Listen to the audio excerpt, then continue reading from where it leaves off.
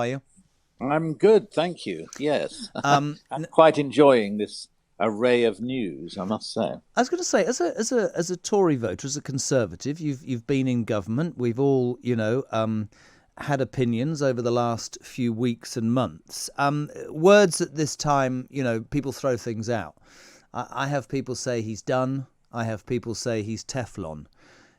I believe, I don't know what you think, that the minute the British public start personalising politics, I couldn't go to a funeral and you were in your garden having a drink, you're in trouble, aren't you, David?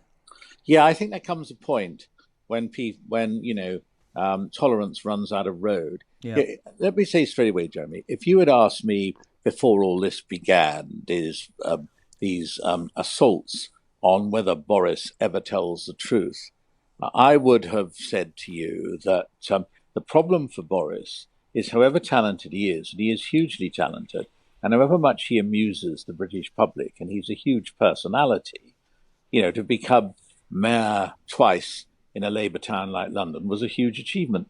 But the reality is, Boris has serious flaws which are now catching him out. The biggest flaw is he thinks rules are for other people.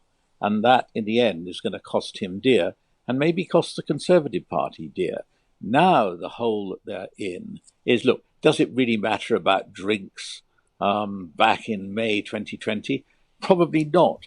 But when you have two members of parliament standing up this afternoon saying one of them, I think, had a parent who died alone, and the other had a parent-in-law who died alone, it's not a joke for them, and it's not a joke for anybody listening that Boris has a party, or there's a party given in his garden which he attended, and so I cannot understand why the head of his private office issued an invitation at a time when people were not supposed to be gathering together more than one on Let one. me let me start with that, right? You've been in cabinet, you've been in government, Yeah, right?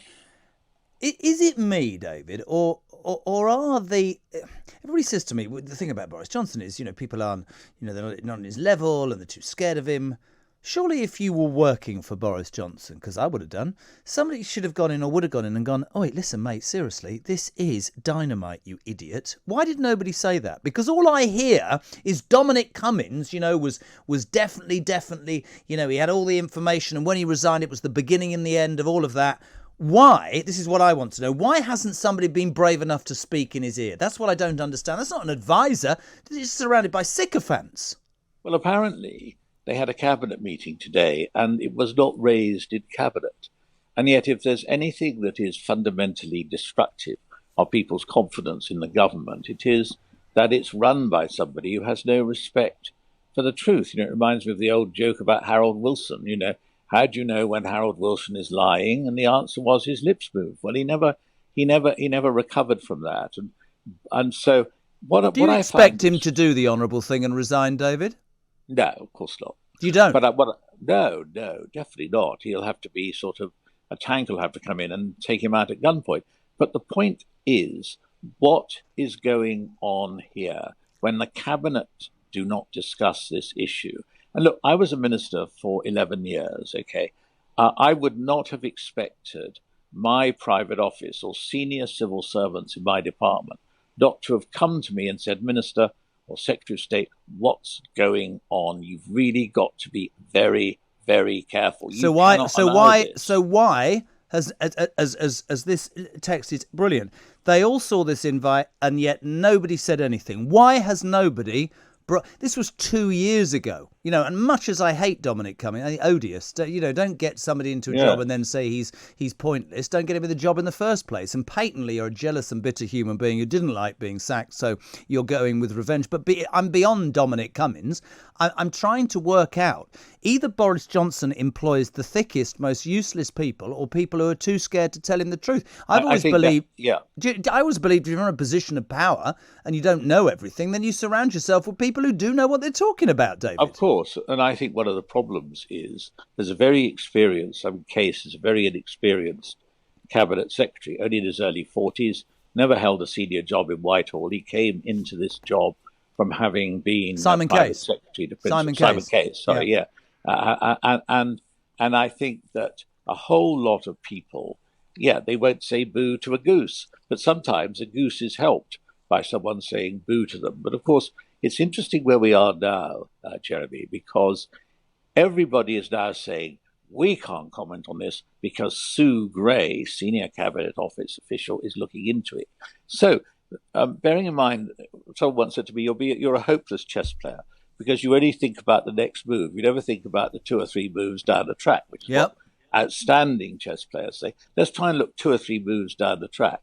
If Sue Gray comes out and says the whole thing was completely wrong, everything that went on, even though there are complications, it is Boris's back garden and so on. I mean, it's not a straightforward office situation. If she roundly condemns what happened, where does that leave Boris? Can he then turn on Sue Gray when he was relying on Sue Gray as the reason why people shouldn't have a go at him now? I take that point, but the most, if you take the normal man and woman on the street sees this, right? This is what I said, David, an hour ago, that I was probably more offended today. Probably more offended because I could personalise this story because my dad was in a care home. This is what I don't think the British people will stomach. This is it. Sky News to Boris Johnson. Did you go to the party? There's an inquiry into that. What half of the people are going to say to me, whether he went to the party, of course he damn well knows whether he went to the party. So he's already being shifty. Is he lying? Is he keeping the door?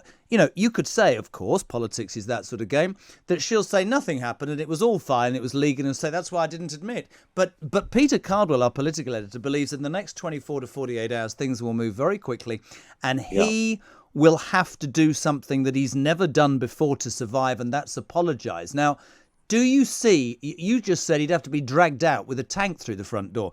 Do you believe that Boris Johnson, for all that he is, would ever apologise to the British people? Does the job matter that much? Or is he actually intent on going out in a blaze of glory, writing his books and making his money that way? But of course he will do all of those things, but he'll not go in a blaze of glory. Yeah. He will go as somebody who was given the opportunity with a majority of 80, which, let's be fair to him, probably no one else would have got. But instead of then building a conservative Britain the way Margaret Thatcher did, you see, it's interesting. I spent 9 years as a minister under Margaret Thatcher. Margaret Thatcher was a very difficult woman, but the thing one always had to remember about Margaret Thatcher, she believed in something and she wanted to get something done. The problem with Boris is, apart from the triumph of Boris, what does he actually believe in? And the problem is, what is he actually trying to do to this country? Because, there are plenty of strong conservatives who might well say it would be a good thing if Boris was removed because, he's a tax and spend socialist, really, who actually doesn't bother with a tax bit or tries hard. I put it in, you're more intelligent than me, but I put it in rather... I don't think so. I mean it. I put it in very basic... I put it in very basic terms. To me, he was very good at grasping the mood and grasping the moment and did that with Brexit. But actually, in terms of being proactive, I haven't heard enough proactive. I haven't heard of a vision. I haven't heard of a view, a desire. And he seems to... I agree with you about squandering an 80-seat majority, which is almost unheard of in British politics at this time.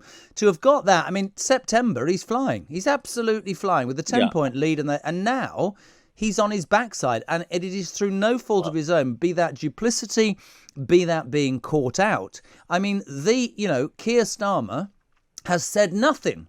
And he's been in lockdown 1,104 times, in COVID lockdown, and they are now riding high, and the moral high ground is passed. I agree. It reminds me of a Robert Redford film called The Candidate. I don't know if you remember that, where an unlikely but good-looking and charismatic man wins an election.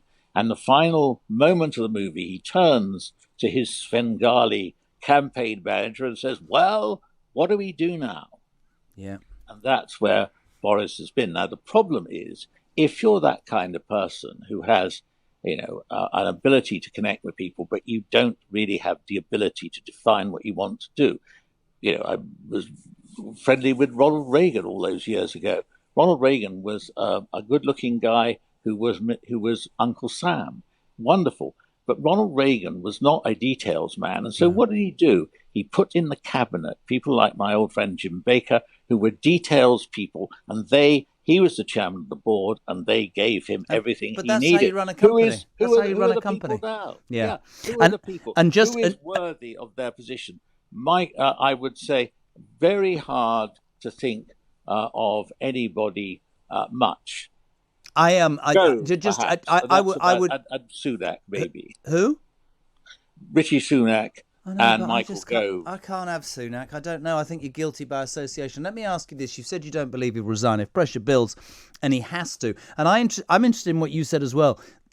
This is past just impacting on Boris Johnson. This will impact on the Tory government and the Conservative Party as a whole and could cast them into the untrusted wilderness for a long time. We see Liz Truss pontificating, standing on tanks, trying to carry out her best Margaret Thatcher impression. Margaret Thatcher, yeah. Yeah, Rishi Sunak stays in number 11 Downing Street taking pictures of the parties. I can't have him either.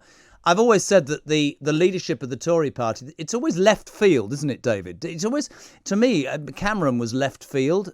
Margaret Thatcher was left field at the time. Do you believe? Right. Do you believe that there's anybody out there that could come through on the rails and take the crown if he goes, or do you think it will be dodgy, Mr. Gove or Mr. Sunak or Ms. Truss? What do you think? Because I've known him for many years, so I'm biased on the subject. Nadeem Zahawi, I think, is a very good guy.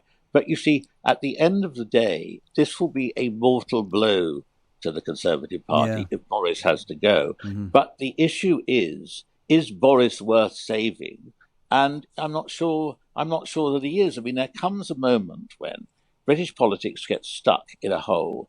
The government isn't working. The cabinet are yes men. The Prime Minister is unreliable. And the opposition are hopeless.